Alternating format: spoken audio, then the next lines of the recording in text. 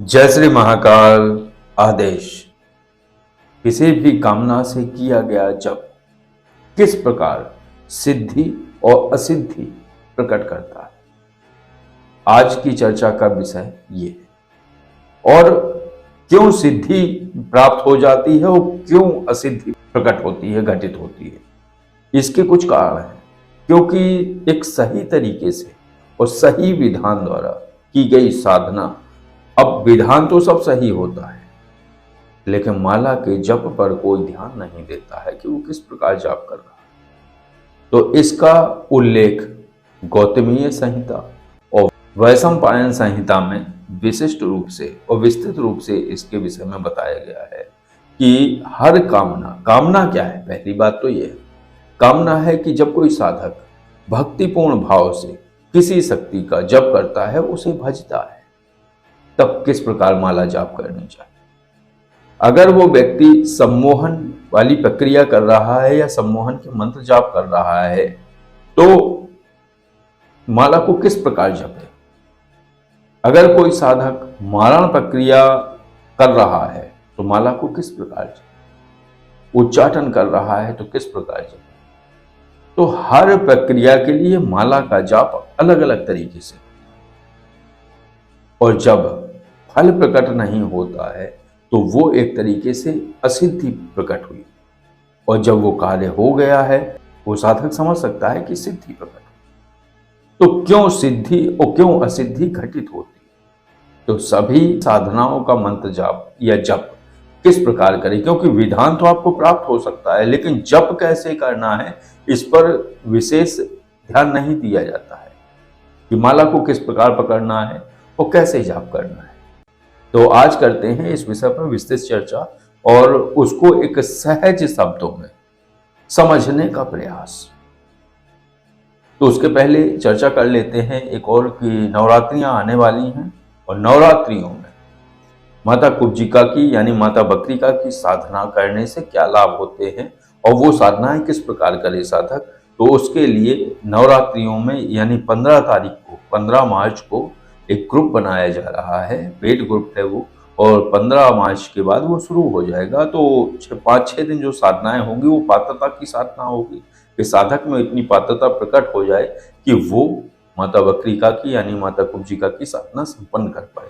क्योंकि यही दिक्कत हुई थी पिछले वाले ग्रुप में, काली तंत्रम ग्रुप में, कि उसमें कई साधकों ने वो साधना संपन्न नहीं कर पाई, लेकिन काफी साधकों ने, कम से कम 15 से 18 साधकों ने वो साधना संपन्न कर पाई है। वो ग्रुप में जुड़े हुए हैं, बाकी सभी साधक ग्रुप से रिमूव हो गए थे क्योंकि पात्रता नहीं थी और क्षमताएं नहीं थी, उससे द्वारा उन्हें घर्षण हुआ और वो उस तेज और उस जो है वेग को नहीं झेल पाए, तो वो ग्रुप से बाहर हो गए थे। जानबूझकर उन्होंने कहा शास्त्री जी हम नहीं कर पा रहे हैं। मैंने कहा कोई बात नहीं, तो फिर से वो दिक्कत ना हो इसलिए 5-6 दिन पहले से पात्रता की साधना कराई जाएगी। इसके बाद नवरात्रियों से मां बकरिका की साधना आरंभ होगी और नवमी पर पूर्ण हो जाएगी, 10वीं को पूर्णाहुति हो जाएगी यानी हवन हो जाएगा। तो इससे लाभ क्या है। लाभ है साधक की जो पूर्व जन्म की शक्तियां हैं जो उससे नहीं जुड़ पा रही हैं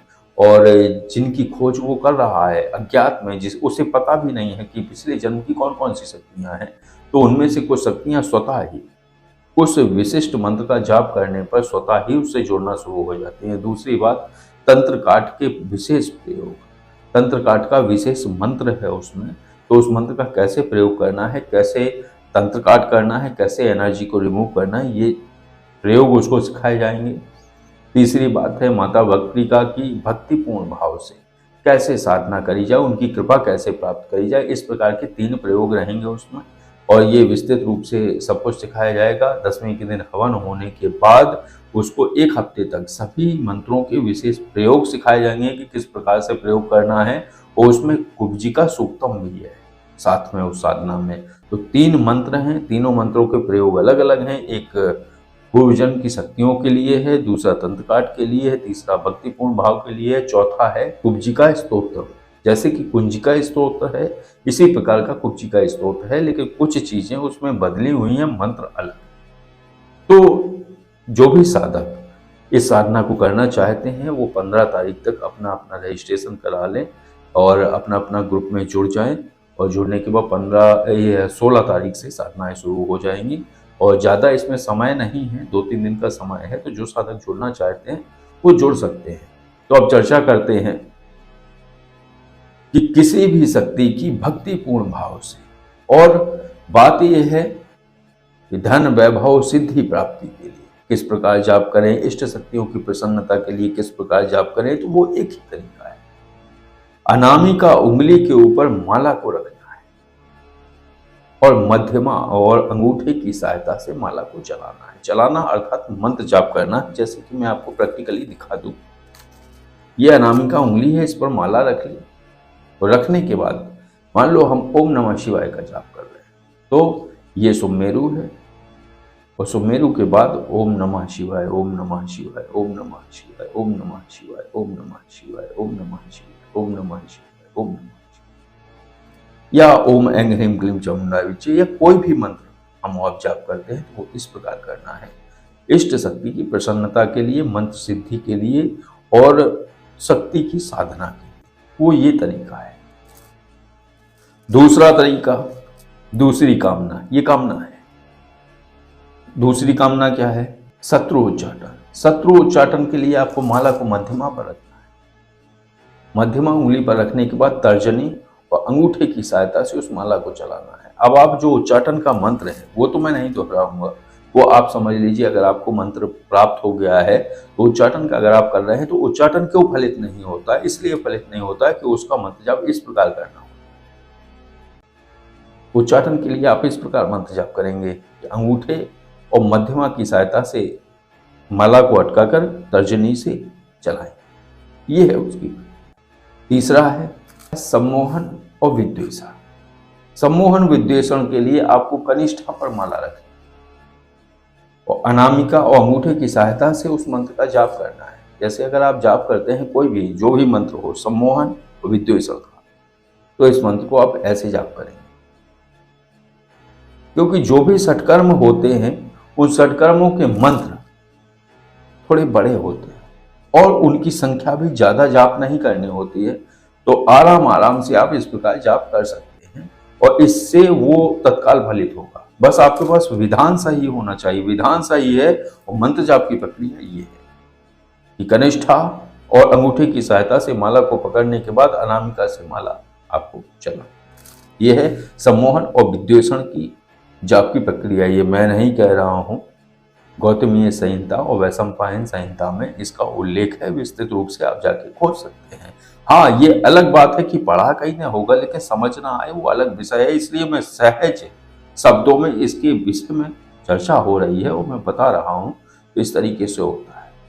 और जब मारण प्रयोग करते हैं या शत्रुनाश हेतु कोई प्रयोग करते हैं तो उसके लिए सीधा सीधा है कि कनिष्ठा पर माला हो और अंगूठे की सहायता से आपको जाप करना है।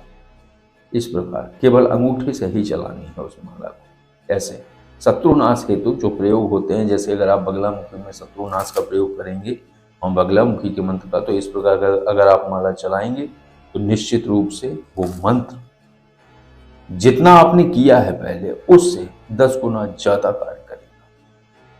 क्योंकि माला जप की अपने अलग अलग विधान है और अलग अलग प्रक्रिया है और हर मंत्र के लिए हर प्रक्रिया अलग होती है। तो वही ये है कि आप अगर सहज भाव से धन, वैभव, भक्ति, सिद्धि या साधना हेतु आप प्रक्रिया करते हैं तो आपको अनामिका पर माला रख लेनी है और मध्यमा और अंगूठे की सहायता से उसका मंत्र जाप से ऐसे चलानी है। मंत्र जाप करते हुए ऐसे माला चलानी है और माला में आवाज ना हो, माला में गांठ ना लगे और माला छूट ना जाए, ये ध्यान रखना है।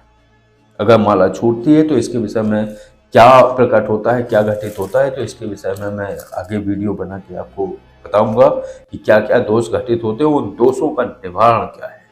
तो बस आज इतनी ही चर्चा थी, तो अब वीडियो को यहाँ विराम देते हैं और आगामी वीडियो में मैं आपको उसके विषय में, जैसे माला में गांठ लग जाती है, माला छूट जाती है या माला टूट जाती है, तो इसके क्या दुष्प्रभाव आते हैं और उन दुष्प्रभावों से बचने के लिए क्या उपाय करें, तो ये सब कुछ अगले वीडियो में चर्चा करते हैं। आदेश। जय श्री महाकाल।